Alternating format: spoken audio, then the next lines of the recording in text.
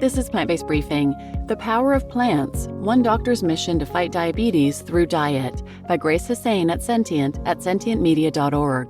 And I'm Marian Erickson. This is the curated content plant-based podcast, where I narrate a variety of articles on plant-based and vegan living with permission in about 10 minutes or less every weekday. And I'm pleased to have permission from Sentient to share their wonderful content. Think of this podcast as your daily dose of inspiration to stay the course with your healthy, compassionate, and sustainable lifestyle. So now let's get to today's plant-based briefing. The Power of Plants, One Doctor's Mission to Fight Diabetes Through Diet, by Grace Hussain at Sentient. A Black podiatrist gets creative in a bid to make his community healthier. What did you eat for dinner last night? It's an unusual question for a doctor to ask during an appointment, but it's one that Dr. Bill Relaford asks each of his patients. Over the last 35 years, the podiatrist has counseled countless people on how what they eat can influence their health, and in some cases, help them keep their limbs. The foot in particular is at risk of complications because it's weight-bearing, says Relaford. It's on the ground, so it's subjected to enormous trauma. It can be easily affected by someone who has fragile circulation or diabetic neuropathy, a condition impacting roughly a quarter of diabetic Americans. Diabetic neuropathy can really interfere with his patient's quality of life, Relaford says, causing numbness, tingling, and even an inability to feel pain in the lower extremity. A healthy diet can prevent and in some cases reverse diabetes. That's why diet plays such a central role to the conversations Relaford has with his patients. One of those patients is Horace Evans, who first learned of Relaford almost a decade ago while watching The View. Earlier this year, Evans found himself at the Veterans Hospital concerned about one of his big toes. "My big toe was getting real dark, and I wanted to see what was going on with me," he tells Sentient. "The first thing that doctor out there was talking about was amputation." Eating more plants to avoid diabetic amputation. Left untreated, diabetes can lead to a number of foot conditions: cracked skin, purple or blue toes, and sores that refuse to heal. At that point, doctors have little choice but to turn toward amputation.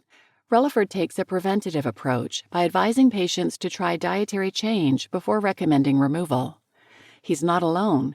"I believe advising clients to eat a colorful diet is a very good approach in thinking about the nutritional value that colorful plants bring to the table," Lena Bakovic, a registered dietitian with top nutrition coaching, specializing in diabetes and heart health, told Sentient in an email. Generally speaking, the more brightly colored the fruit or veggie is, the more likely it is to hold higher antioxidant value and vitamin or mineral content. Eating foods packed with those nutrients has been linked to numerous health benefits, including increased heart health and reduced risk of diabetes. High rates of diabetes and heart disease are especially prominent in Black communities, with related health conditions made worse by systemic discrimination, according to the CDC.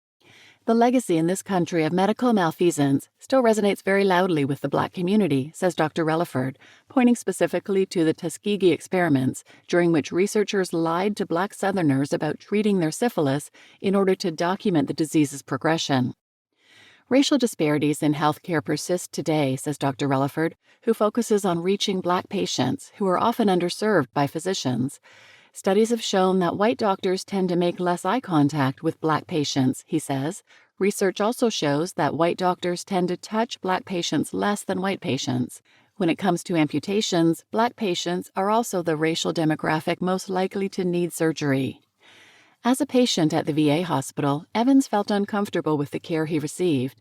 The lack of trust is what drove him to seek a second opinion with Dr. Relaford. "It's a training ground for the interns," he says of the VA medical system. "That's what they say they're doing, they're practicing, but you're not going to practice on me." Evans was particularly hesitant surrounding the idea of surgery at the hospital. "To tell you the truth, I didn't trust them," he continues. He wasn't comfortable with being laid out on the table under anesthesia and they can do whatever they want to do and explain it later. Relaford did end up having to remove the very tip of Evans' toe, which was already dead tissue. Still, months after his first appointment with the podiatrist, Evans is thrilled to still have the rest of his foot intact. A focus on variety of color, not serving size. When Relaford and his patients discuss diet, the doctor doesn't focus on portion size. Instead, he takes the discussion a step further. Everyone talks about how you need to lose weight and eat better, but no one says specifically why, he says. You need to be healthy so you can be there for your children, so you can transfer wealth and transfer knowledge. You need to be healthy so you can create wealth. It's a point that he says resonates with many of his patients due to the persisting legacy of racial wealth inequality in the United States. When it comes to telling his patients what foods they should be eating, Relaford takes issue with how that conversation usually goes.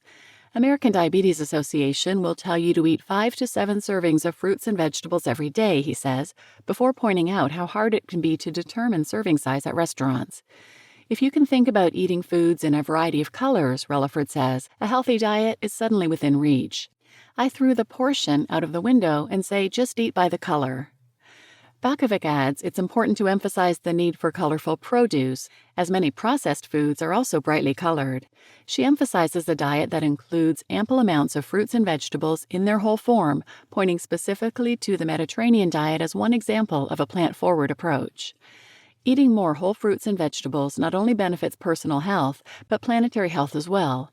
Eating more produce comes with less emphasis on eating red meat, a central part of the standard American diet and a major source of greenhouse gas emissions. An organic farm and health at the barbershop. In addition to his work as a podiatric surgeon, Relaford also stewards the largest Black-owned organic farm in Los Angeles County, Bloom Ranch. Across the farm's more than 250 acres, an array of produce grows, primarily in greenhouses. That produce is packaged into boxes and then shipped directly to the farm's customers. For example, one week in October, one delivery included more than 15 items with a variety of greens, kale, Swiss chard, and collards, plus a surprise item, per the product listing linked here. The cost? $49.99. For Relaford, it's not just the right thing to do, but a smart business decision. This property is presently one of the best investments I've ever made, he says. When he bought the farm in 2023 for just over $3 million, he was looking for a way to do something unexpected for a podiatric surgeon. A career path, he says, is usually fairly straightforward and formulaic. He saw buying the farm as a way of bringing what he preaches about diet and health to life. While Relaford points to free shipping as a means of controlling costs, at $50 a pop, the box is cost prohibitive for many. In LA County, 13.9% of people are experiencing poverty. Another barrier to fresh produce?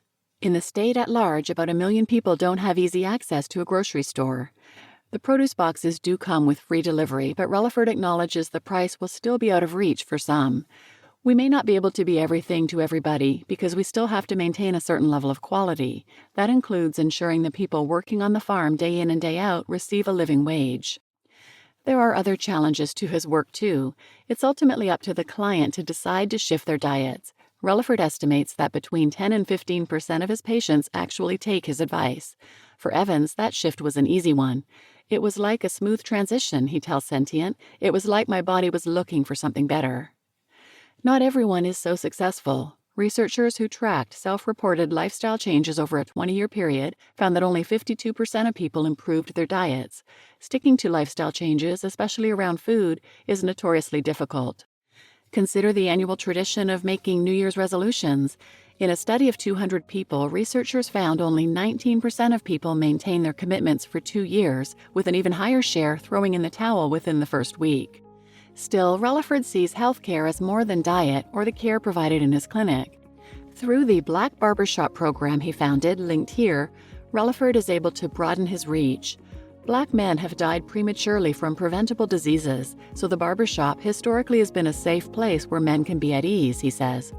Relaford offers screening for diabetes and blood sugar, reaching thousands of Black men who might have otherwise never seen a doctor. In the year ahead, Relaford wants to do more, creating a food as medicine program at the barbershop.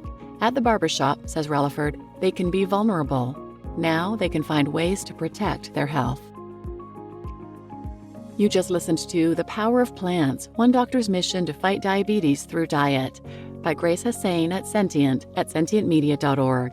And I'm Marian Erickson, your host. I have done a gazillion other episodes about diabetes, so wherever you listen to the podcast, just put diabetes in the search field and those will come up, or go to plantbasedbriefing.com, episodes, and there's a search field at the bottom. That works really well as well. And the points in the article about many people don't stick to the lifestyle changes they make, that is one of the reasons I do this podcast, because I came to this lifestyle through the health side for health benefits, but once I learned about the animals, there was no going back. And for some people, it's the environment, but there are so many reasons to live this lifestyle that if it's just diet alone, I can see falling off the wagon, changing my habits because, well, who am I hurting? It's just myself. But no, not eating a plant-based diet is hurting so many others. Our planet, other animals, other living beings, so many others.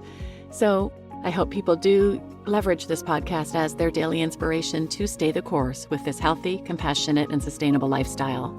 So please share this episode with anyone who might benefit, and thanks for listening.